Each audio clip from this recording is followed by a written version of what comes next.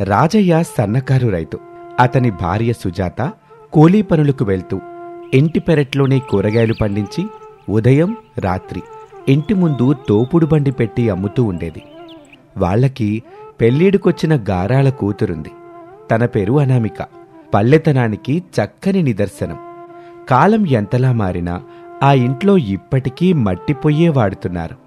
కుండల్లో వంటలు చేసుకుంటున్నారు. కుండల్లోని నీళ్లే తాగుతున్నారు. దాంతో అనామిక కూడా కుండలలో వంటలు చేయటం నేర్చుకుంది. ఒకరోజున ఇంటి ముందు తోపుడు బండి మీద అనామిక కూరగాయలమ్ముతూ ఉండగా పట్నం అబ్బాయిని పెళ్లి చేసుకున్న తన ప్రాణ స్నేహితురాలు అనిత అక్కడికొచ్చింది. అను, పెద్దమ్మ పెదనాన్న ఇంట్లో లేరా? నువ్వు వాళ్ళ కోసం వచ్చావా, నా కోసం వచ్చావే? ఈసారి మాత్రం పెద్దమ్మ పెద్దనాన్న వాళ్ళ కోసమే వచ్చానే. అయితే పో, పెరట్లో ఉంటారిద్దరు. మట్టి పొయ్యి మీద కుండల్లో అమ్మ వంట చేస్తూ ఉంటుంది, నాన్నేమో కట్టెలు కొడుతూ ఉంటారు. ఇంకా కుండలే వాడుతున్నారా? ఇలా అయితే ఎలాగే? ఇంతకీ నీకైనా గిన్నెల్లో, కుక్కర్లో, గ్యాస్ పొయ్యిల మీద, కరెంటు పొయ్యిల మీద వంట చేయడం వచ్చు కదా? అసలే నువ్వు కలవారి కొడలు కాబోతున్నదానివి అని అనిత చెప్పింది విని అయోమయంగా పెట్టింది అనామిక తన ముఖం. ఏంటి నువ్వు చెప్పేది? నేను కలవారి కోడల్ని కావడం ఏంటి? గిన్నెల్లో, కుక్కర్లో, గ్యాస్ పొయ్యి, కరెంటు పొయ్యి అని ఏదేదో అంటున్నావు. అవేమి నాకు తెలియవు. వాటి మీద కానీ వాటితో కానీ నాకు ఎలాగైనా వంట చేయడం రాదు. నువ్వు చెప్పేది నిజమానే? పెళ్లి చేసుకుని అత్తగారింటికి వెళ్లేదానివి. అన్నింటిలో అన్ని పొయ్యిల మీద వంటలు చేయడం నేర్చుకోవాలి కదా అని అనిత చెప్పగానే అనామిక కొంచెం చిరాగ్గా ముఖం పెట్టింది. అబ్బా, ఏంటి నువ్వు రాగానే గిన్నెలని పొయ్యిలని మొదలుపెట్టావు? వెళ్ళి మీ పెద్దమ్మ పెద్దనాలతో మాట్లాడుకో పో అని అనామిక అంది. అమ్మాయి గారికి ముక్కు మీద ఉంటుంది కోపం. ఆ ముక్కుకి తాడు వేసే తోడు గురించి మాట్లాడడానికే వచ్చానే. అనిత క్షణం కూడా అక్కడ ఉండకుండా పెరట్లోకి వచ్చింది. మట్టి పొయ్యి మీద వంట చేస్తున్న సుజాతని చూసి అభిమానంగా పలకరించింది. అనిత అక్కడున్న చెక్క బల్ల మీద కూర్చుంది. తాడు తోడని అమ్మ వాళ్ళ దగ్గరికి వెళ్ళింది. అబ్బాయి గురించి ఏం చెబుతుందో వింటాను అనుకుని అనామిక ఇంట్లోకొచ్చి గుమ్మం తలుపు చాటున దాక్కుంది. రాజయ్య కూడా అనిత పక్కన కూర్చున్నాడు. ఇక అనిత చెప్పటం మొదలుపెట్టింది. మహాపట్టణంలోని ధనవంతులుండే ఏరియా అది. పెద్ద బంగ్లా. దాని లోపల అద్దాల్లో మెరిసే ఫ్లోర్స్, లైట్లు, సౌండ్ సిస్టమ్స్ అన్నీ ఉన్నాయి. అంత పెద్దవాళ్ళు మన అమ్మాయిని కోడలుగా ఎలా చేసుకుంటారు తల్లి? చేసుకుంటారు పెదనాన్న. ఆ ఇంటికి పెద్ద ప్రసాద్ గారు, వారి భార్య శారద, వాళ్ళకొక కొడుకున్నాడు. పేరు రమేష్. అమెరికాలో చదువుకొని వచ్చిన తెలివైన బిజినెస్ మ్యాన్. తన దగ్గరే మా ఆయన పనిచేస్తున్నాడు. మా పెళ్లి ఫోటోలో అనామికను చూసి నచ్చిందని చెప్పాడు. పెళ్లి చేసుకుంటానని తనే చెప్పాడు. అనిత చెప్పిన శుభవార్త విని అనామిక ఎంతో మురిసిపోయింది. రాజయ్య, సుజాతలు కూడా సంతోషపడతారు. ఇరువురి పెద్దలు మంచి రోజు చూసి అనామికకి రమేష్లకు 3 ముళ్ల బంధాన్ని ఖాయం చేశారు. అనామిక బంగళాలో అడుగుపెట్టింది. ఆశ్చర్యంగా ఆ బంగళాని చూసి, ఇదిల్లా రాజుగారి కోట? ఇది కోట కదనామిక, ఇల్లే. ఇక చెప్పాలంటే నీ ఇల్లే. వామ్మో, ఇది నా ఇల్లే అంటూ కళ్ళు తిరిగి కింద పడిపోయింది అనామిక. బాబు రమేషు, ఇల్లంటే ఎంతకాలం వాళ్ళ చిన్నపాటి మట్టిలిలా ఉంటాయని అనుకున్నట్టుంది. ఫ్రిడ్జ్ నుంచి చల్లనీళ్ళు తీసుకొచ్చళ్ళు, దెబ్బకులేసి కూర్చుంటది. ఇప్పుడే ఆ పని చేస్తాను మమ్మీ అని రమేష్ ఫ్రిడ్జ్లో నుంచి కూల్ వాటర్ బాటిల్ తెచ్చి ముఖం మీద చల్లాడు. అనామిక ఉలిక్కిపడి లేచింది. వర్షం వర్షం వర్షం వస్తుంది అని గట్టిగా అరిచింది. అందరూ నవ్వుకున్నారు. అనామిక అలిగి అక్కడి నుంచి వెళ్ళిపోయింది. ఇక మరుసటి రోజున కోడలు అనామిక కిచెన్లో అయోమయంగా చూస్తూ ఉండగా అక్కడికి అత్తగారు శారద వచ్చింది. ఏంటి కోళ్ళ, టీ పెట్టమని చెప్పి అరగంట దాటింది. అయినా నువ్వు టీ పెట్టకుండా ఏం చేస్తున్నావు? నన్ను మన్నించండి అత్తయ్య, నాకు ఈ పొయ్యి మీద టీ పెట్టడం రాదు కదా, వంట చేయడం కూడా రాదు. ఏంటి నువ్వు మాట్లాడేది? వంట చేయడం కూడా రాదా?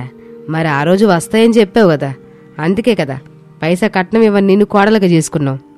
అలా కదా అత్తయ్య, నాకు వంటలు చేయడం రావని చెప్పట్లేదు, నాకు అన్ని వంటలు చేయడం వచ్చు. మరి చెయ్యి కోళ్ళ, ఇక నీకు ఎట్టాంటి అడ్డు లేదు. నీకు నచ్చిన వంటలు చెయ్యి.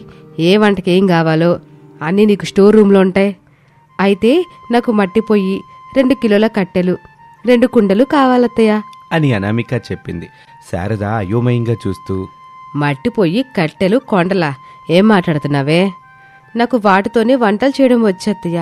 ఈ కరెంటు గ్యాస్ పొయ్యిల మీద గిన్నెలో చేయడం రాదు. ఆ క్షణం శారదకి ఏడవాలో నవ్వాలో అర్థం కాలేదు. ఫుడ్ ఆర్డర్ పెట్టింది. 10 నిమిషాల తర్వాత ఆ ఫుడ్ వచ్చింది. వాటిని తీసుకొచ్చి హాల్లో పెట్టింది. అందరికీ ప్లేట్లు పెట్టింది. శారద, ప్రసాదు, రమేష్లు తినటానికొచ్చి అనామిక చేసిన పని చూశారు. అదేంటి కోళ్ళ, ఫుడ్ ప్లేట్స్ అక్కడ పెట్టావు? కింద కూర్చొని తింటారు కదా అత్తయ్య. అను, ఇది నీ మట్టిల్లు కాదు కింద కూర్చొని తినటానికి. ఇది రిచ్ ఇల్లు. ఇక్కడ డైనింగ్ టేబుల్ ఉంటుంది. అందరం అక్కడే కూర్చొని తింటాం. అదిగో అదే డైనింగ్ టేబుల్. వీటిని తీసుకెళ్లి దానిపైన పెట్టు. మేము రోజు దానిపైన కూర్చొని తింటాం. వెళ్ళి అన్నిటినీ సర్దు. అలాగేనండి. అనామిక వాటిని తీసుకెళ్లి డైనింగ్ టేబుల్ మీద పెట్టింది. శారద, ప్రసాదు, రమేష్లు వచ్చి కూర్చున్నారు. పెట్టమంటారా? పెట్టడం ఏంటనామిక? సర్వ్ చేయాలా అని అడగాలి. అదదే చెయ్యాలా అని అడుగుతున్నాను. ఎలా చేస్తావు? ఎక్కడ స్పూన్స్ లేవు కదా. చేత్తో చేస్తానండి. మా ఇంట్లో, మా ఊర్లో నేనే కాదు అందరం చేతులతోనే పెట్టుకుంటాం. ఇక్కడ అలా కుదరదనామిక. ప్రతిదానికి స్పూన్ వాడాలి. తినేటప్పుడు కూడా స్పూన్తోనే తినాలి.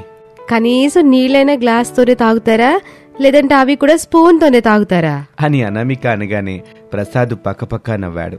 శారద కోపంగా చూసింది. ఇక అనామిక అతి కష్టం మీద స్పూన్స్తో వాళ్ళకి సర్వ్ చేసింది.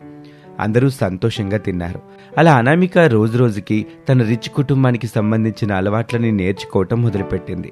ఓ రోజున ఏడ్చుకుంటూ, అత్తయ్య, మీ అబ్బాయి విడాకులు కావాలని ఇబ్బంది పెడుతున్నాడు అని అనామిక చెప్పింది. ఆ మాట విని శారద షాక్ అయింది. రమేష్ వచ్చాడు. మమ్మీ ఎప్పుడు నాకే సపోర్ట్ చేస్తుంది అనామిక. నీలాంటి పల్లెటూరు అమ్మాయితో నేను సంతోషంగా ఉండలేను. నాకు విడాకులు కావాలి. ఏం మాట్లాడుతున్నావు బాబు? విడాకులేంటి? మమ్మీ, మా మధ్య ఏది మ్యాచ్ అవటం లేదు. నేనొకటి చెప్తాను, అనామిక ఒకటి చేస్తుంది. నాకు నచ్చిన మోడర్న్ డ్రెస్ వేసుకోమని చెప్పాను, వేసుకోనని చెప్తుంది. నాకున్న చిన్న చిన్న ఇష్టాల్ని కూడా తీర్చలేకపోతే ఎందుకు మమ్మీ? అది కాదత్తయ్య, ఆ డ్రెస్ వేసుకుని పార్టీకి వెళ్దామని చెబుతున్నారు. నేనెక్కడికి రానని చెప్తున్నాను. అందరూ వాళ్ళ వాళ్ళ వైఫులతో సరదాగా ఎంజాయ్ చేయటానికి అప్పుడప్పుడు ఇలాంటి పార్టీలు పెడుతూ ఉంటారు. అవన్నీ అర్థం చేసుకోకుండా కలర్ అనేది డబ్బుతో మార్చుకోవచ్చేమో గాని కల్చర్ మారదు కదా బాబు. కొంత సమయం పట్టుద్ది. పెళ్ళంటే డ్రెస్ మార్చుకోవడం కాదు, మనసులు కలవడం. మీ నాన్న నన్ను పెళ్లి చేసుకున్నప్పుడు నాకు గుమ్మడికాయ పులుసు తప్ప ఏమీ రాదు. నాకు నేర్పించాడు. మా అత్త మామలతో ఎలా ఉండాలో చెప్పాడు. అన్నిటినీ నెమ్మదిగా నేర్చుకున్నాను. నువ్వు మాత్రం నీ భార్యని వదిలేస్తావా? ఆ మాట విని రమేష్ షాక్ అయ్యాడు. తన అత్తగారే అనామికకి సపోర్ట్గా నిలుస్తుందని రమేష్ ఊహించలేకపోయాడు. ఈ ఇంటి కోడలను అవమానించకూడదు. అనామికకి అన్నీ నేను నేర్పిస్తానుగా, నెమ్మదిగా తనే నేర్చుకుంటదే అని చెప్పగానే రమేష్ ఏమీ మాట్లాడకుండా అక్కడి నుంచి వెళ్ళిపోయాడు. అప్పటినుంచి శారద స్వయంగా అనామికకి వంటలు నేర్పటం మొదలుపెట్టింది. స్టవ్ని ఎలా ఆన్ చేయాలి, ఎలా కుక్ చేయాలి, కారం ఎంత వేయాలి, రమేష్కి ప్రసాద్కి ఏది ఇష్టం అంటూ వివరంగా అన్నీ చెప్పింది. అనామిక వాటిని తన మెదడులో కాకుండా మనసులో దాచుకుంది. తప్పకుండా అత్తయ్య, ఇక నుంచి మీరు చెప్పినట్టుగా వంటలు చేయడం మొదలు పెడతాను అని అనామిక చాలా నమ్మకంగా చెప్పింది. శారద కూడా మురిసిపోయింది. అనామిక యూట్యూబ్లో చూసి పాస్తా చేయటం, టేబుల్ మేనర్స్, చిన్న చిన్న ఇంగ్లీష్ వాక్యాలు అన్నీ నేర్చుకుంది. ఒకరోజున రమేష్ తన ఫ్రెండ్ని ఇంటికి తీసుకొచ్చాడు. అనామిక చక్కగా ఇంగ్లీష్లో మాట్లాడుతుంది. తన ఫ్రెండ్ ఆశ్చర్యపోయి, your wife is really impressive అని చెప్తాడు. రమేష్ ముఖంలో గర్వం మొదటిసారి మెరుస్తుంది. ఇక ఫ్రెండ్ వెళ్ళిపోతాడు. మరొక రోజున అనామిక మోడర్న్ డ్రెస్ వేసుకుంటుంది. అత్తగారు చూసి, అయ్యో ఇదేం కొత్త ఫ్యాషన్? అనామిక నవ్వి, ఫ్యాషన్ కదత్తయ్య, ఇది కంఫర్ట్. ఇద్దరూ కాసేపు నవ్వుకున్నారు. ఆ ఇంటి వాతావరణం మారిపోయింది. నవ్వులు, ఫన్, మమకారం అన్నీ మళ్లీ పుట్టాయి. ఒకరోజు రాత్రి రమేష్ అనామికని చూసి ఇలా అన్నాడు. అనామిక, నేను తప్పుగా అర్థం చేసుకున్నాను. నువ్వు డబ్బు లేని దానివి కావచ్చు, కానీ గుండె మాత్రం నీది రిచ్. రిచ్ అవ్వాలంటే మనసు పెద్దదై ఉండాలి రామ్ అని అనామిక అనగానే రమేష్ ఎంతో పొంగిపోయాడు. అలా తన భార్యతో పిలిపించుకోవటం అంటే రమేష్కి చాలా కోరిక. అది ఇన్నాళ్లకు తీరింది. ఆ మాట రమేష్ జీవితాంతం మర్చిపోలేడు. 1 సంవత్సరం తర్వాత అనామిక తను పుట్టిన గ్రామంలో ఒక సెల్ఫ్ హెల్ప్ సెంటర్ని స్టార్ట్ చేసింది. పేద అమ్మాయిలకు manners, communication, home decor, business skills, tailoring లాంటివి నేర్పించటం మొదలుపెట్టింది. అత్తగారు శారద అక్కడికి వెళ్లి ఒకరోజు ప్రసంగిస్తారు.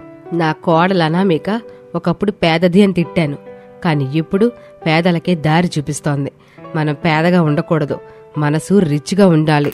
జనమంతా చప్పట్లు కొట్టారు. రమేష్ గర్వంగా అనామికాని చూశాడు. అనామిక నవ్వుతూ తన అత్తగారిని హత్తుకుంది. పెళ్లి అనేది 2 మనుషుల మధ్య ప్రేమ ఒప్పందం కాదు, అది 2 మనసులు కలిసి ఎదగాలని చేసే ప్రయాణం. అలా పేద అనామిక కలవారి కోడలిగా మారిపోయి తన జీవితాన్ని కాపాడుకుంటూ తన కాపురాన్ని నిలుపుకుంది. భర్త అత్తామామలతో ఆనందంగా ఉంటుంది.